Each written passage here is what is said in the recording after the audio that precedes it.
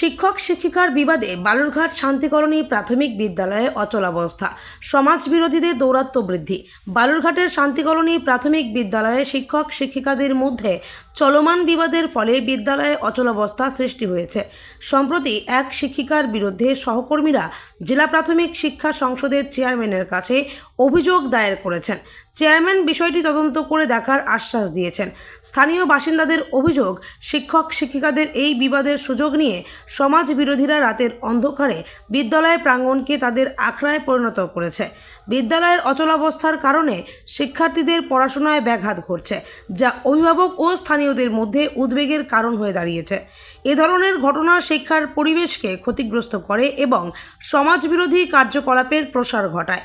শিক্ষক ও শিক্ষিকাদের মধ্যে পারস্পরিক সমন্বয় সহযোগিতা প্রতিষ্ঠা করে বিদ্যালয়ের স্বাভাবিক কার্যক্রম পুনঃস্থাপনের জন্য সংশ্লিষ্ট কর্তৃপক্ষের দ্রুত হস্তক্ষেপ প্রয়োজন।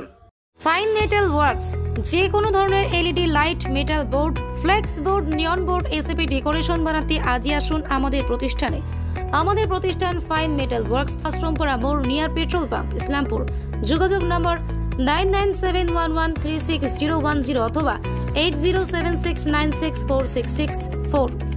যে প্রাইমারি স্কুল আছে, এপি স্কুল, এখানে কি সমস্যা রয়েছে মূলত কি জানেন এলাকাবাসী হিসেবে? সমস্যা হচ্ছে এখানে বিভিন্ন রকমের রাত্রিবেলা মদ, গাঁজা, ভাঙ, মেয়ে মানুষ অবধি এখানে ঢুকানো হয়। পাঁচির টপকিয়ে বা পাঁচির গেটের ভিতর দিক দিয়ে, ঠিক আছে, তালা দেওয়া থাকে না? গেটে কোনো দিনও তালা পড়ে না, কোনো রাত্রিও পড়ে না, দিনও পড়ে না, সকালেও পড়ে না, গেট খোলা থাকে। শিক্ষকদের বিষয়টা জানিয়েছিলেন? যে শিক্ষক বহুতবার শিক্ষকরা নিজেরাই জানে, নিজেরাও বোধহয় মদের বোতল টতল দেখেছে। হ্যাঁ, এরা সবাই জানে। পাড়ার মধ্যে বিভিন্ন রকমের স্কুলে শিক্ষকরা আসে কোন সময় কি জানেন? আগে আসতো, এখন মোটামুটি টাইমলি আসতেছে।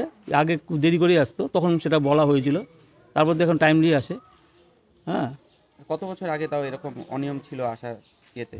তখন ওই এখানে হেড দিদিমণি ছিল, একটা মহিলা ছিল, কুন্ডু দিদিমণি ছিল না কি ছিল, হেড দিদিমণি ছিল।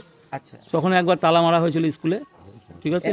এখন এক দিদিমণিকে নিয়ে সমস্যা হচ্ছে সেই দিদিমণিটা রেগুলার কাঁদতে যায় পাড়ার মধ্যে দিয়ে, সবাই দেখে, সবাই লোকের চিন্তা ভাবনা করে কিছু একটা হয়েছে না, স্যার কাঁদতে যাবে কেন, এটাই একটা ব্যাপার। আর হ্যাঁ, ঘরের ভিতরের ব্যাপার তো, ঘরের মধ্যে কী হচ্ছে না হচ্ছে আমরা তো বাইরের লোক দেখতে যাবো না বা বুঝতে পারবো না, তো বাইরে কাঁদতে যায়, ওটাই লোকের কাছে খারাপ লাগছে। তাকে কি জিজ্ঞাসা করা হয়েছিল দিদিমণিকে কেন কাঁদছে বা কি কী বলে অশ্লীল কথাবার্তা বলেছে, যার জন্য কাঁদছে এরকম বলছে। আমার নাম সঞ্জিত বিশ্বাস, বাড়ি শান্তিকলোনি স্কুল। স্কুলের যে গেটে ঠিক মতন তালা হচ্ছে না এবং নানা রকম অরাজকতা হচ্ছে। এই বিষয়ে আপনার কাছে গত 5 তারিখে একটা কমপ্লেন জমা পড়েছে, কি বলবেন এই ব্যাপারে? অলরেডি একটা এসআই লেভেল থেকে একটা কমপ্লেনও হয়েছে, সেই থ্রুতে এসছে আমার কাছে। তো যাই হোক, আমি দেখছি বিষয়টা, এটা তদন্ত করে আমি নিজেই যাব সেখানে। কেন এটা করছে, যে হেডমাস্টার মশাই আছেন যিনি ওখানে, কেন স্কুলে তালা, গেটে স্কুল ছুটি হওয়ার পরে এটা তো তালা পড়ে যাওয়ার কথা গেটে, কেন তিনি সেটা ছেড়ে রাখছেন, সেটাও একটু আমি তদন্ত করে দেখছি। এবং সেই সামগ্রিক যে বিষয়টা, আমি ওখানকার শিক্ষকদেরকে ডেকে আমি বিষয়টা সমাধান করার চেষ্টা করছি। বলছি এলাকার জনগণ বলছে রাত্রি হলে স্কুল গ্রাউন্ডের মধ্যে নানা রকম অসামাজিক কার্যকলাপ চলে, এই ব্যাপারে কি বলবেন? সব থেকে একটা বিষয় বলবো যে গ্রামবাসীরা, মানে আমরা যেটা জানি শিক্ষাই জাতির মেরুদণ্ড, মানব সম্পদ উন্নয়ন যেটা আমরা করি, তাদের বাচ্চাদেরকে তৈরি করার যে পদ্ধতি, যে স্কুলগুলো, তো সেইটা যদি গ্রামবাসীরা আমাদেরকে সহযোগিতা না করে তাহলে তো গোটা সমাজটাই ভেঙে পড়ে যাওয়ার একটা পরিস্থিতি তৈরি হবে।